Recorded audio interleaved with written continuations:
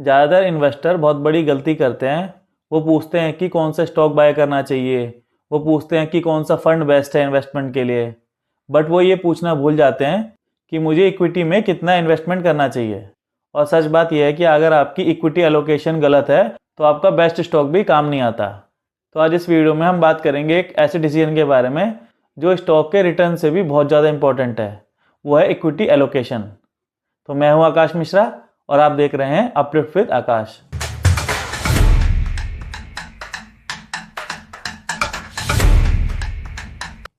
तो सबसे पहले हम समझते हैं कि इक्विटी एलोकेशन होता क्या है। इक्विटी एलोकेशन का मतलब है कि आपने जितना भी अमाउंट इन्वेस्टमेंट किया हुआ है उसमें से कितना परसेंट अमाउंट आपका इक्विटी या स्टॉक में इन्वेस्टेड है। हम इसको एक एग्जांपल के द्वारा समझते हैं।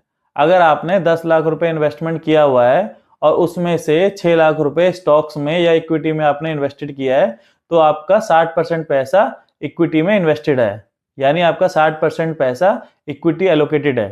तो आपका ये डिसीजन आपके रिस्क, आपके स्ट्रेस, आपके रिटर्न सबको डिसाइड करता है।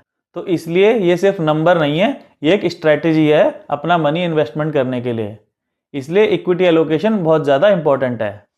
तो अब बात करते हैं कि अक्सर जो इन्वेस्टर होते हैं वो ये गलती क्यों करते हैं। वो ये गलती इसलिए करते हैं कि उन्होंने यूट्यूब पे देखा, कोई उनको बता रहा है कि अपना 100% इक्विटी में डालो, कोई उनको बोल रहा है कि नहीं इक्विटी में मत डालो, कहीं और डालो, सेफ रहो। तो वो लोग बिना कुछ जाने, बिना कुछ सोचे समझे उन लोगों को फॉलो करने लगते हैं।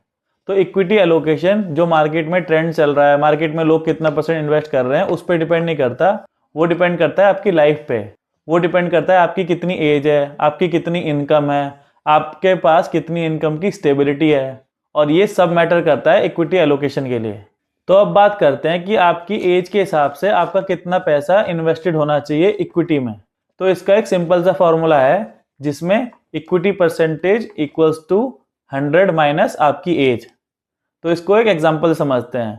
मान लीजिए मेरी उम्र 30 साल है, तो उसमें से मेरे को 70% अपना इक्विटी में इन्वेस्टमेंट कर सकता हूं मैं, यानी कि 100 माइनस 30 इक्वल्स टू 70, यानी 70% अमाउंट मैं अपना इन्वेस्टमेंट का इक्विटी में यानी स्टॉक में मैं इन्वेस्टेड कर सकता हूं। अगर आपकी एज 40 है तो आप उसमें से 60% अमाउंट अपना स्टॉक्स या इक्विटी में इन्वेस्ट कर सकते हैं। पर ये सिर्फ स्टार्टिंग पॉइंट है, फाइनल आंसर नहीं। तो अगर आपकी एज यंग है तो आप इसका बेनिफिट ले सकते हैं, क्योंकि आपके पास टाइम है, आपके पास एबिलिटी है, आपके पास लॉन्ग टर्म का पेशेंस भी है, आप लॉन्ग टर्म के लिए इन्वेस्टेड भी रह सकते हो।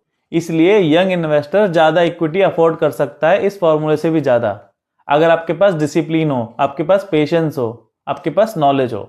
तो जब हम बात करते हैं इक्विटी एलोकेशन के बारे में, तो इसमें सबसे बड़ा फैक्टर होता है आपकी इनकम स्टेबिलिटी। तो आपकी एज से भी ज़्यादा इंपॉर्टेंट है आपकी इनकम कितनी स्टेबल है। तो आप सोचिए, अगर आपकी कोई गवर्नमेंट जॉब है, आपकी कोई स्टेबल कॉर्पोरेट जॉब है, आपका कोई रेगुलर इनकम बिजनेस है, तो आपके लिए इक्विटी में इन्वेस्टेड रहना ईजी हो जाता है। और अगर आपकी इनकम अनस्टेबल है, वो इरेगुलर है, तो आपके लिए इक्विटी में इन्वेस्टेड रहना आपको रिटर्न नहीं देगा, आपको स्ट्रेस देगा। तो इसलिए अगर आपकी इनकम स्टेबल है तो आप ज़्यादा अमाउंट इक्विटी में एलोकेट कर सकते हो। पर अगर आपकी इनकम स्टेबल नहीं है तो आप बैलेंस अप्रोच के साथ आगे बढ़ सकते हो इन्वेस्टमेंट के लिए। इन सब चीज़ों के बाद भी कुछ इन्वेस्टर ऐसे होते हैं जो सबसे बड़ी गलती करते हैं कि वो इक्विटी लेने के बाद वो पैनिक करते हैं। यानी अगर मार्केट 20-25% अगर गिर गया है तो वो लोग पैनिक होने लगते हैं। तो अगर आप पैनिक हो रहे हैं, आपको रातों को नींद नहीं आ रही, तो इसका मतलब आपका इक्विटी एलोकेशन बिल्कुल गलत है। इक्विटी एलोकेशन राइट जब है जब आप पैनिक मत करो, जब आप इन्वेस्टेड रह सको लॉन्ग टर्म के लिए, जब आप पेशेंस दिखा सको, जब आप उस प्लान को फॉलो कर सको जो आपने इन्वेस्टमेंट के लिए बनाया है।